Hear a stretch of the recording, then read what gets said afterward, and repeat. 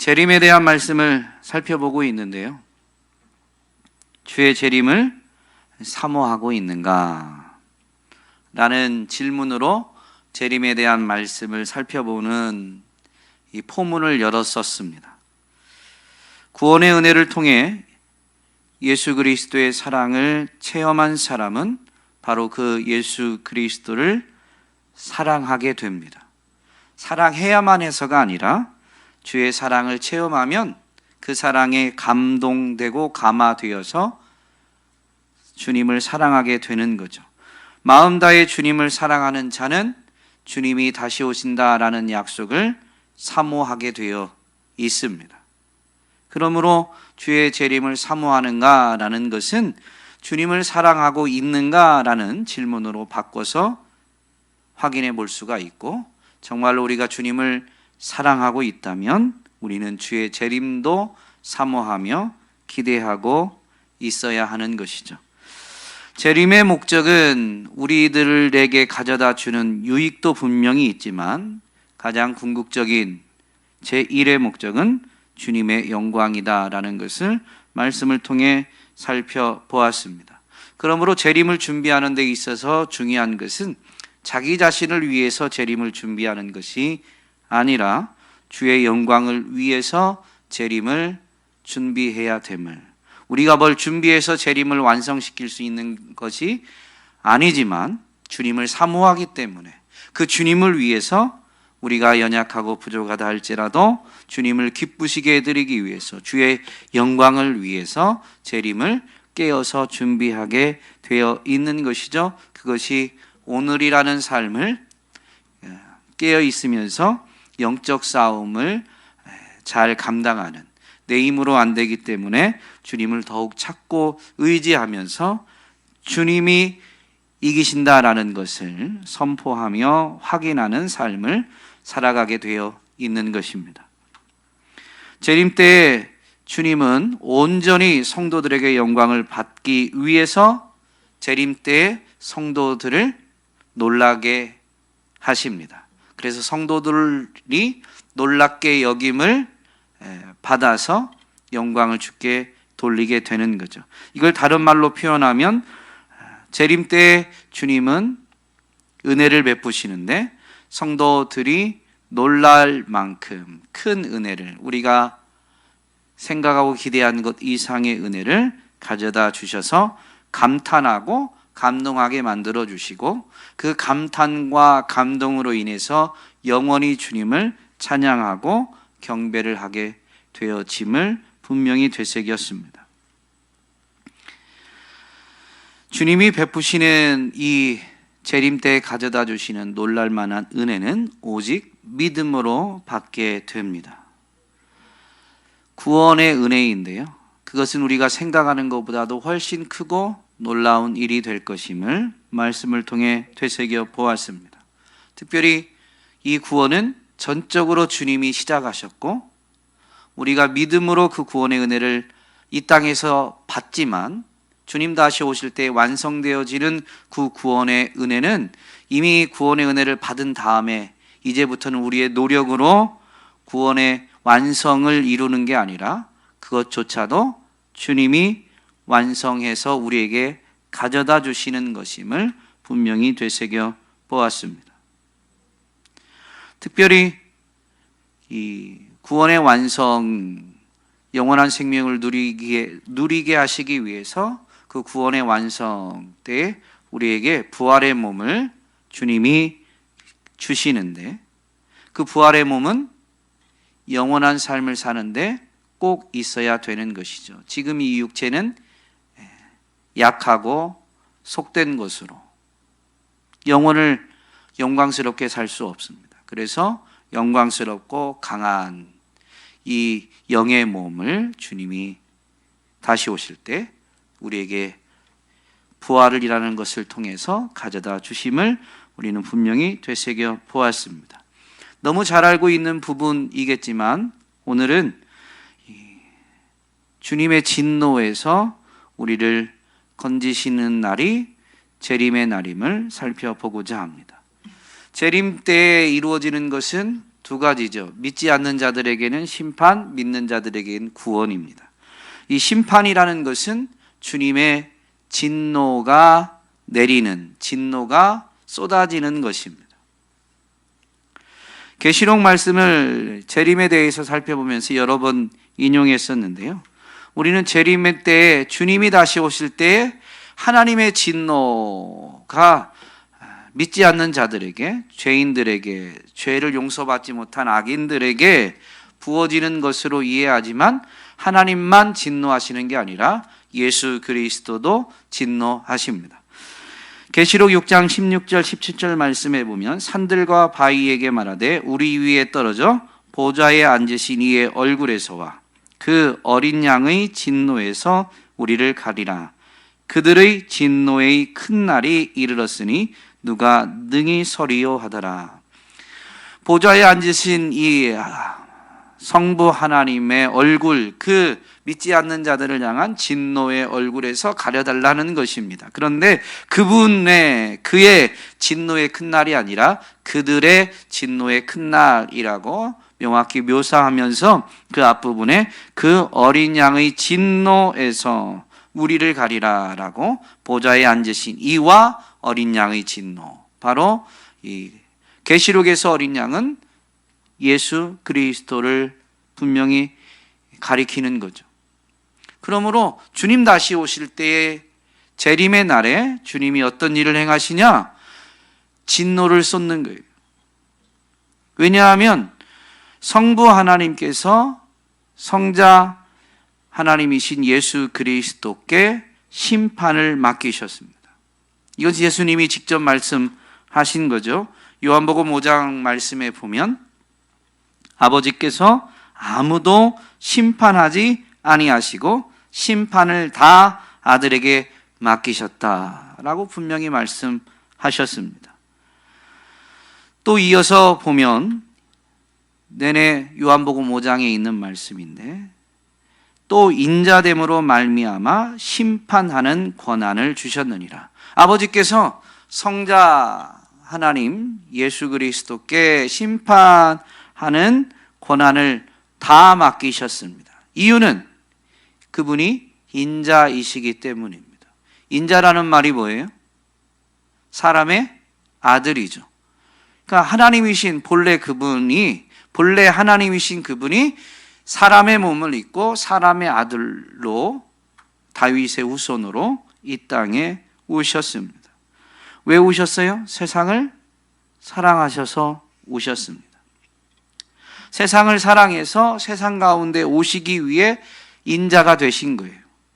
인자가 되신 그분은 세상의 심판을 받아서 자기 목숨을 십자가에서 내주셨습니다. 죄가 없음에도 불구하고 세상을 사랑해서 죄인들을 구원하기 위해서 그분이 세상의 심판을 받으신 것이죠. 그렇기 때문에 세상을 심판할 권한은 유일하게 인자된 그분에게 있는 거예요. 어느 누구도 인자였던 예수님, 인자가 되신 그 예수님이 심판하시는 것에 대해서 이의를 제기할 수가 없습니다. 예수님의 제자들은 분명히 인자였던 예수님이 바로 심판주이심을 복음을 증거하는 현장에서 전했습니다.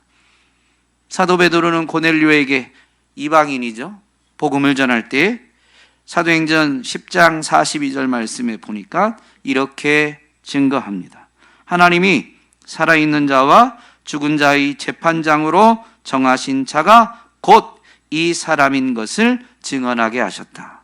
그 앞부분에서 바로 예수 그리스도에 대해서 증언했는데 그분이 바로 하나님이 살아있는 자와 죽은 자의 재판장으로 정하신 분이시다라는 것을 증언하게 하셨다고 명확히 선포했습니다.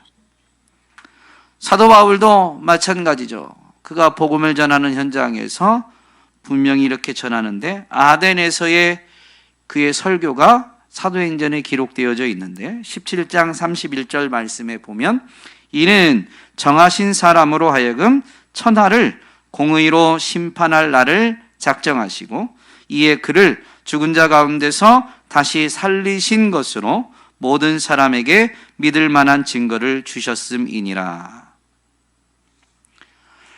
그러니까 천하를 공의로 심판할 것을 정한 사람이 있다라는 거죠. 하나님이 그렇게 했는데 그 정한 사람이 누구인지를 바로 죽은 자 가운데에서 다시 살리시는 것으로 부활을 통해서 분명히 드러내 보여주셨다.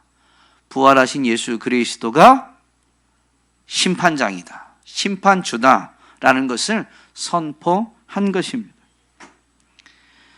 짧게지만 야고보 사도도 야고보서 5장 말씀에 보면 주의 강림이 가깝다라고 하면서 보라 심판주가 문 밖에서 서 계시니라 라고 분명히 증거했습니다.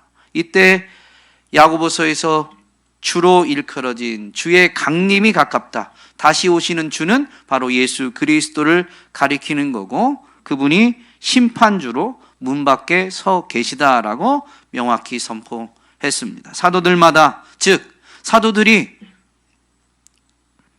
복음을 알지 못하는 자들에게 복음을 전하기도 했고 교회를 그대로 가르치기도 했습니다.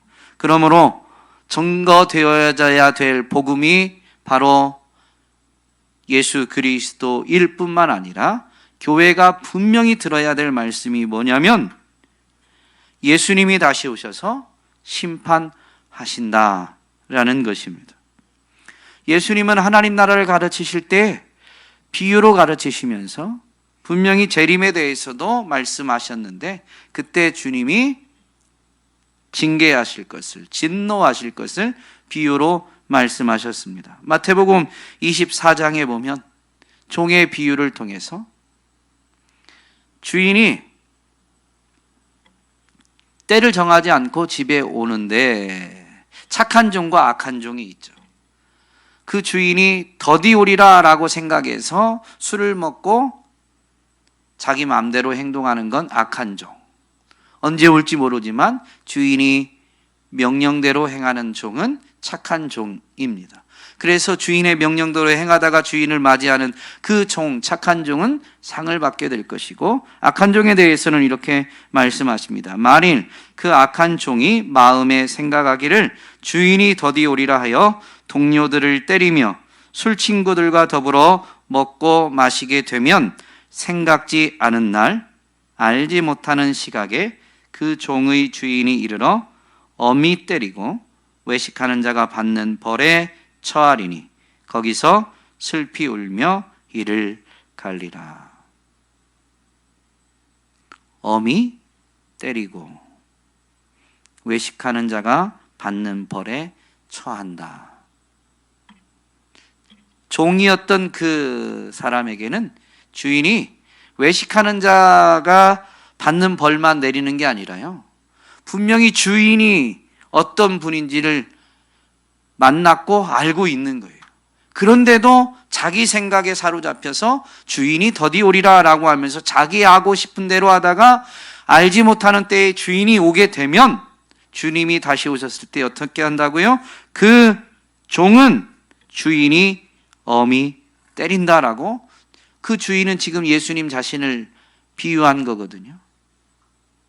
이것은, 이 종은 완전히 주님을 모르는 사람들이 아닙니다. 외식하는 자들이 아니에요.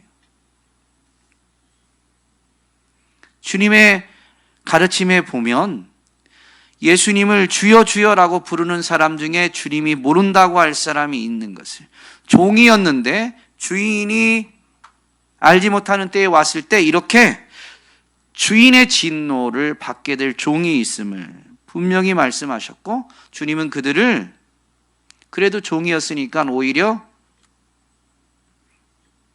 봐주는 게 아니라요, 엄히 때린다라고 분명히 말씀하셨습니다. 마태복음에서는 달란트의 비유가 있지만 병행되는 비유로 조금 다른 이 비유가 누가복음에서는 이 열문화의 비유로 분명히 있죠. 그때 비유의 끝에서 이렇게 주님이 말씀하십니다. 그리고 내가 왕됨을 원하지 아니하던 저 원수들을 이리로 끌어다가 내 앞에서 죽이라. 종들에게 문화를 나눠줬는데요. 어떤 종은 주인이 자기에게 한 문화를 맡긴 걸 가지고 열심히 일해서 10문화를 또는 5문화를 남기게 됩니다. 그런데 묻어두는 종, 그 주인이 왕이 되는 걸 원치 않았던 종들이 있었고, 주님은 분명히 그 비유의 끝에서 내가 왕됨을 원하지 아니하던 저 원수들을 이리로 끌어다가 내 앞에서 죽이라 라고 그 진노를 바라는 것을 비유적으로 말씀하셨습니다. 재림의 날은 예수님이 다시 오시는 날인데 그분이 심판주로 오시는데요. 첫 번째는 무엇을 하시냐면 그분의 진노를 쏟으시는 거예요. 여러분 한번 생각해 보세요. 우리 주원이가 있는데 가정입니다. 주원이가 그랬다는 게 아니라 엄마 아빠한테 질문하려고. 주원이가 이렇게 이쁘고 착하게 잘 자랐는데요. 조금 더 크더니 이제 누가 지나가면서 큰 용돈을 주면서 너 오늘부터 내 아들 해라. 그랬더니 그 돈이 좋아가지고 그 지나가는 사람, 돈 준 사람을 이제부터 아빠로 부르기로 작정을 하게 되면 신현철 집사님 어떠실 것 같아요? 아니 진지하게, 주원이가 진지하게, 아빠 이제부터 아빠는 아빠가 아니고 이분이 내 아빠가 될 겁니다. 야, 왜 그래? 이분이 나한테 용돈으로 100만 원을 줬어요. 그래서 이분이 오늘부터는 내 아빠가 될 거예요. 기분이 어떠실 것 같아요? 네. 황당하고, 그런데 주원이가 계속 그런다. 화가 나죠. 화가 안 나면 그게 더 이상한 거예요. 예수님이 우리를 자녀 삼으시는 건 아니지만 우리가 하나님의 자녀가 되도록 예수님은 우리를 형제로 삼으시기 위해서 직접 자신의 생명을 내어주셨어요. 그걸 믿기만 하면 되는데 우리가 모른다.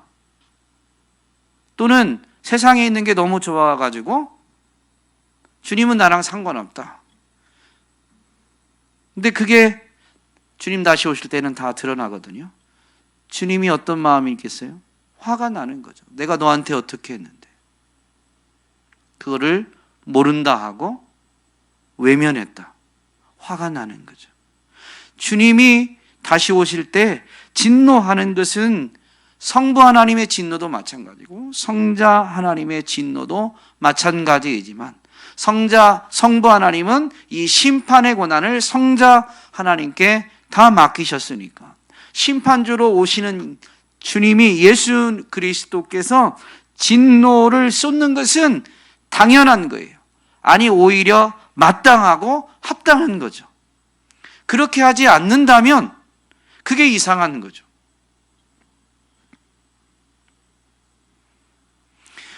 그런데 주님이 인자로 오셔서 그렇게 행하신 이유는 우리를 진노에서 건지시기 위함입니다. 누구에게 이걸 적용시켜줘요? 주님은 모든 사람들을 진노에서 건지기 위함이었지만 이것을 믿고 받아들이는 사람들에게 그 진노를 거두시는 거죠. 그래서 다시 오실 때 분명히 이 진리를, 복음을, 바로 그 예수 그리스도를 믿음으로 받아들였느냐? 그거 한 가지만으로 진노하신 그분이 진노를 거두시든가 아니면 진노를 쏟든가 둘 중에 하나입니다. 이 진리를 깨달은 사도 바울이 교회를 구체적으로 가르치죠. 데살로니가전서 1장 10절에 보니까 이렇게 명확하게 가르쳐 줍니다. 이는 장래의 노하심에서 우리를 건지시는 예수시니라. 복음을 가르치면서 장래의 노하심, 예수님이 노하시는 거예요. 장래, 다시 오실 때 그분이 분명히 진노하시는데 또한 그분은 그분을 그저 믿는 우리를 건지시는 분이시다라고 명확히 가르쳐 줍니다. 데살로니가전서 5장 9절로 10절 말씀에 보면 또 이것을 잘 가르쳐줘요. 하나님이 우리를 세우심은 노하심에 이르게 하심이 아니요 오직 우리 주 예수 그리스도로 말미암아 구원을 받게 하심이라. 예수께서 우리를 위하여 죽으사 우리로 하여금 깨어 있든지 자든지 자기와 함께 살게 하려 하셨느니라. 하나님이 우리를 세우신 이유는 노하심에 이르게 하심이 아니다.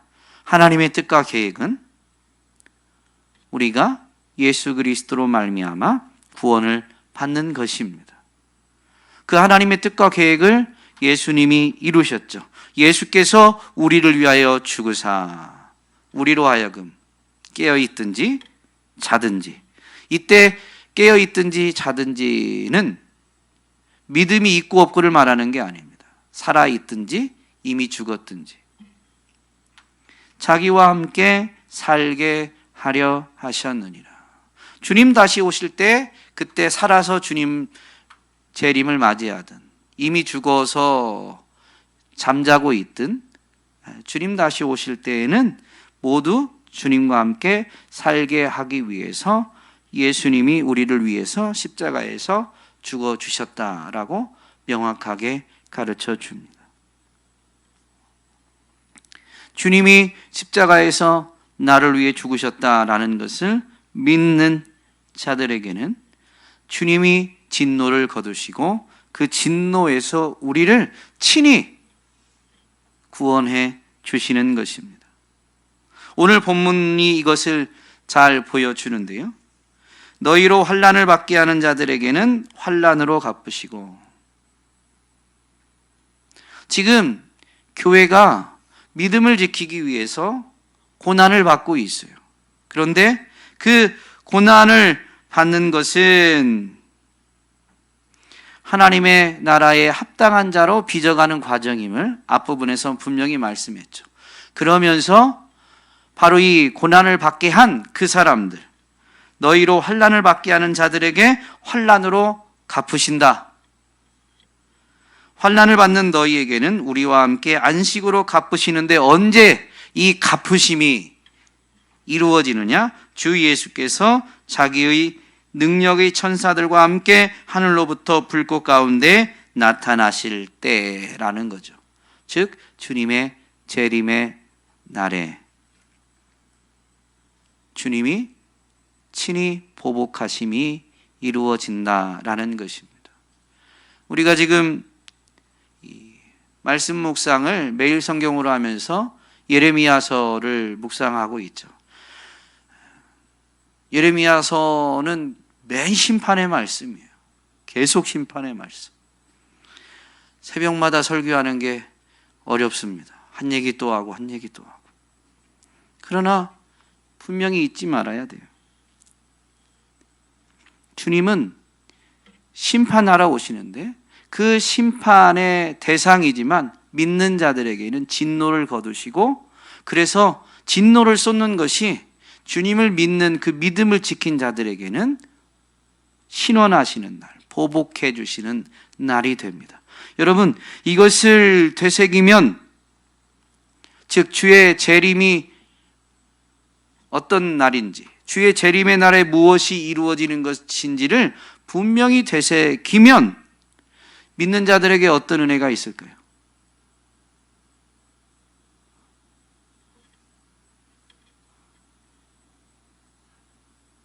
자유와 기쁨이 있어요. 첫 번째, 자유는 뭐로부터의 자유일까요?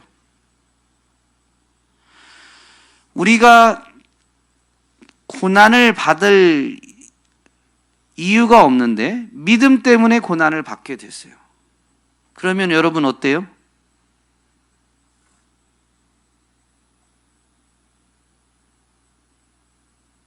어떤 감정이 들으세요?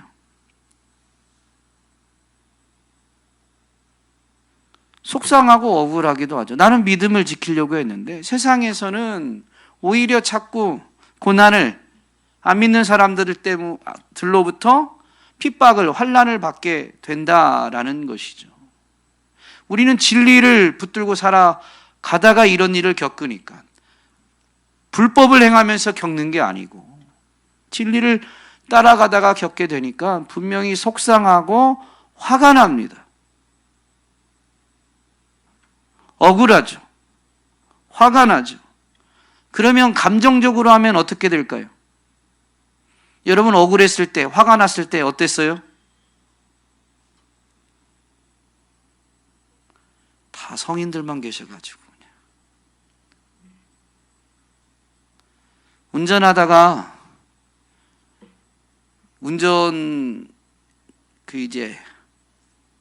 이상하게 난폭하게 해가지고 막 운전하고 있는 나를 놀래키면 그 사람 보고 어우 저 사람 왜 저러나, 하나님 지켜주세요, 그렇게 기도하시는 여러분은 잘 못 느끼시겠지만 저는 그런 사람이 되면 순간 아내가 저를 붙잡을 만큼 막 얼굴이 달아오르고 입에서 쌍욕이 나올 뻔합니다. 이씨 저기. 그리고 먼저 드는 생각이 뭐냐면 어우 저걸 가서 한번 들이받아, 막 이런 생각이 들어요. 그러다가 정신을 금방 차리게 돼서 멀쩡한 차를 가서 들이받진 않았지만 어쨌든 그런 마음이 든다는 거죠. 억울하고 분노가 일어나면 복수하고 싶은 마음이 생깁니다. 이런 일들이 자꾸 생기면 사람은 복수심에 사로잡히게 돼요. 여러분, 복수심은 나를 짓누릅니다.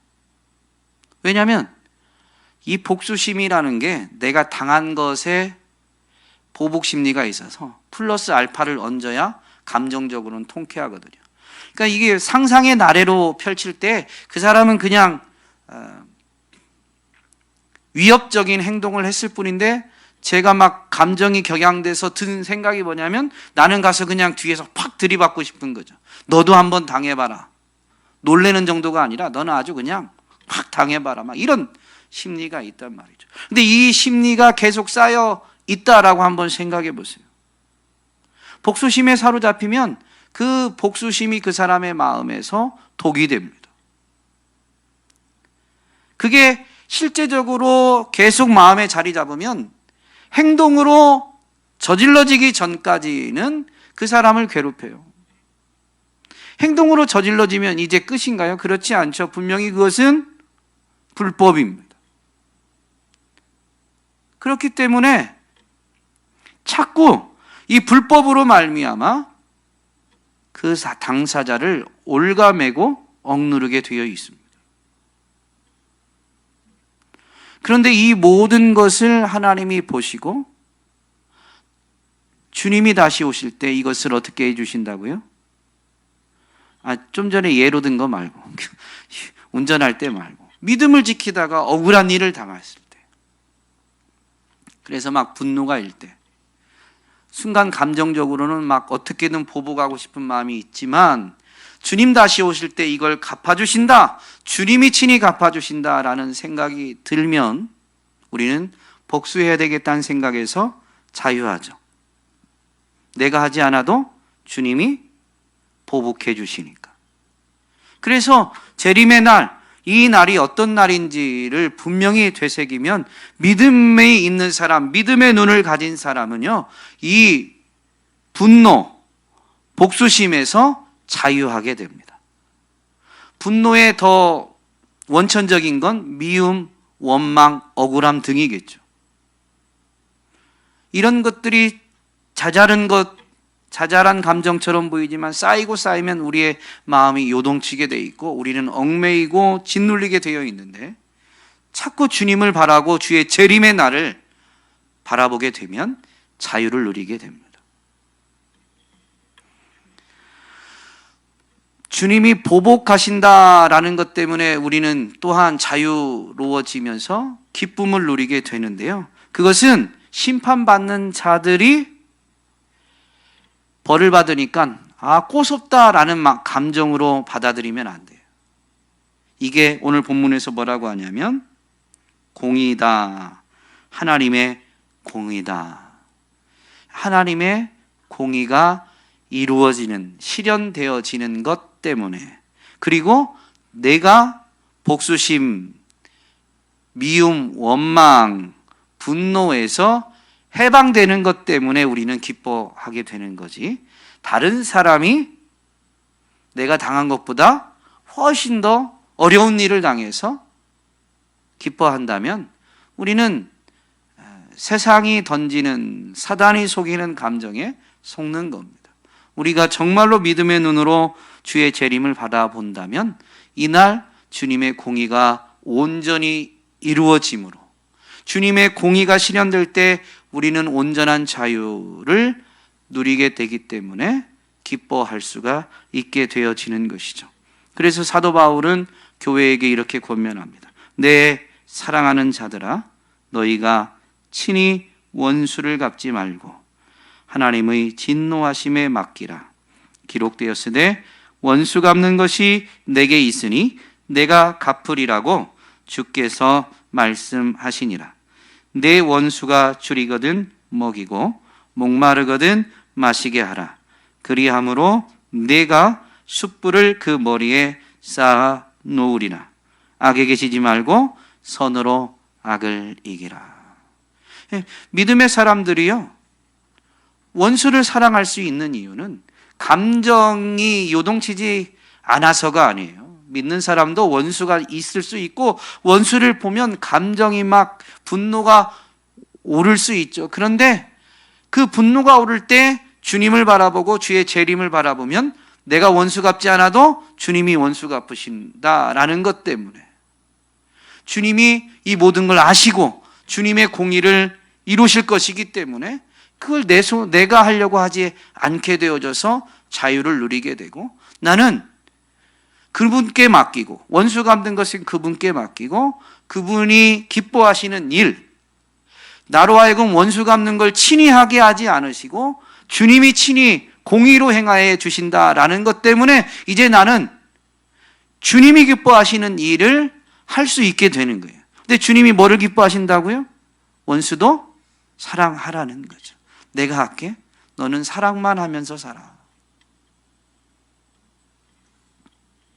그래서 참 우리 선조들이 믿음이 있었던 건 아닌데 삶의 지혜는 있었던 것 같아요. 미운 놈에게 떡 하나 더 주라.